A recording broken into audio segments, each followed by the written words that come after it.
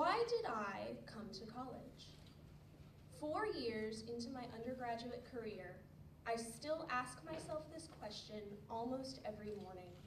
And almost every morning, I find myself answering it with another question. What do I expect out of my college experience? In the next 10 minutes, I'm going to answer this question for myself again, and also for all of you, also again, because today you've heard 9 other answers, some much more philosophic than mine. But I'm going to explain to you why the duty of the university, the duty I expect it to fulfill, the reason I bothered to attend college is actually quite simple. By the time students reach university, they've amassed a fortune of facts and figures about our world. They have learned that 2 + 2 makes 4, that the Earth orbits the sun, that a complete sentence has both a predicate and a verb and a subject. They have learned that certain symbols and sounds stand for certain abstract concepts, and that the combination of these symbols and sounds are called words. They have learned to carry the ones when doing addition, and they have learned to classify living organisms into genus and species. They've also learned that elusive skill of properly bubbling in the circles on standardized exams.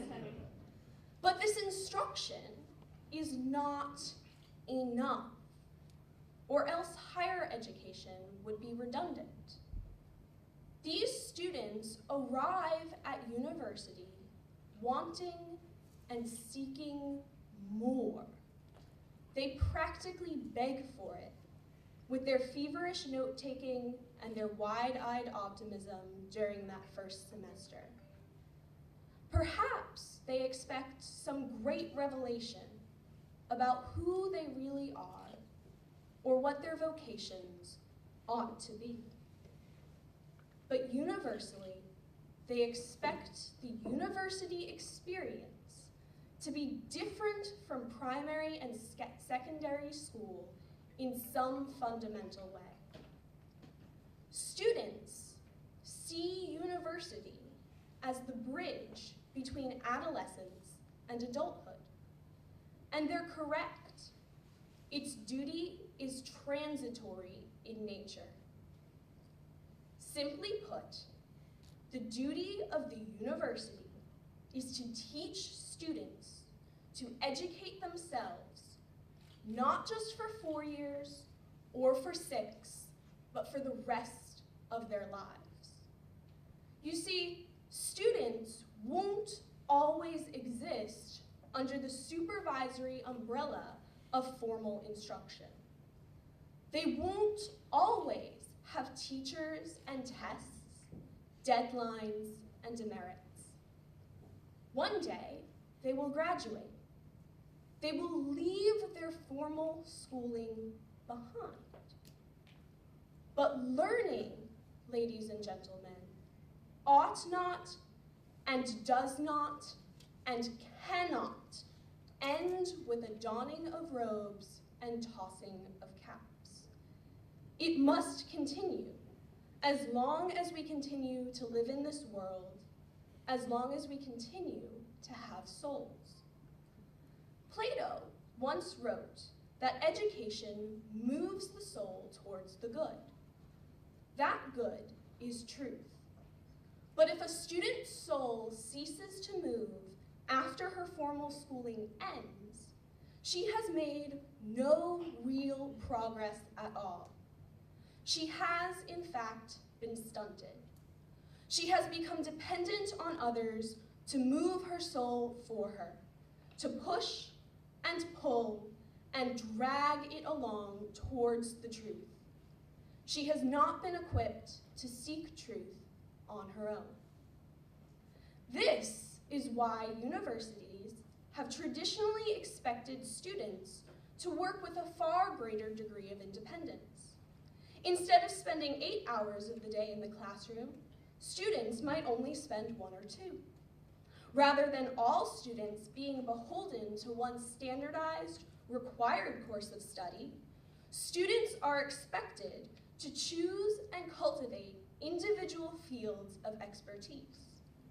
In this way, universities prepare students to take personal ownership of their education in order to grow naturally curious children into intellectually rigorous adults who continue to learn even after they leave campus.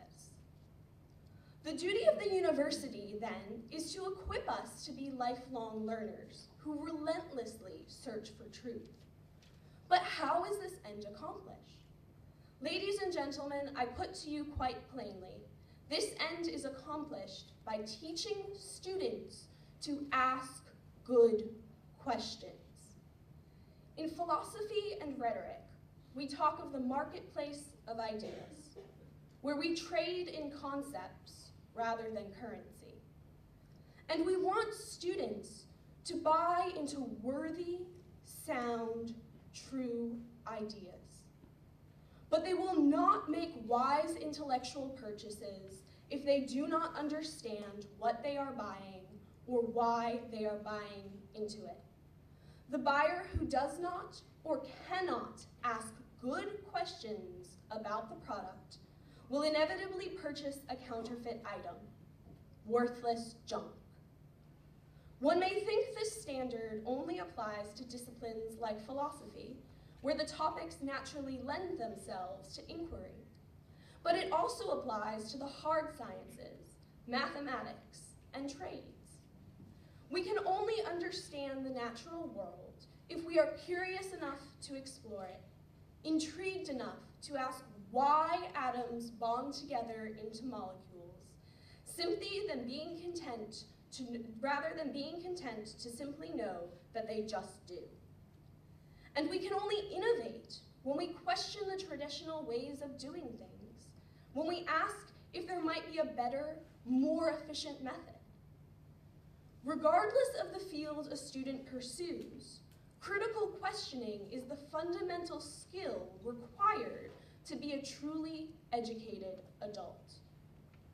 If a university fails to teach its students to ask good questions, it is not educating them. It is indoctrinating them. It is asking them to approach life as mute, shackled, powerless prisoners, content to live in a cave of shadows. Students, this duty means that universities where you are just a number, where you can skip almost every class and still pass the final exam, are failing to fulfill their duty.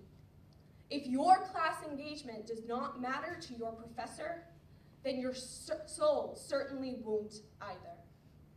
Do not see those classes as a blessing. See them as a curse, an impediment to your intellectual development. Professors, do not despise the student who asks difficult questions. Do not see her as a challenge to your authority or a subversive classroom force. Instead, value her because she cares. She cares enough about her education and, in turn, her soul to raise her hand and speak up. Teach her to ask better questions and encourage your other students to emulate her. In conclusion, I challenge you all. Fulfill your duty, your university's duty, because in the end, universities are made up of individual persons. Bits of iron that, properly aligned, will scrape and sharpen together. Thank you.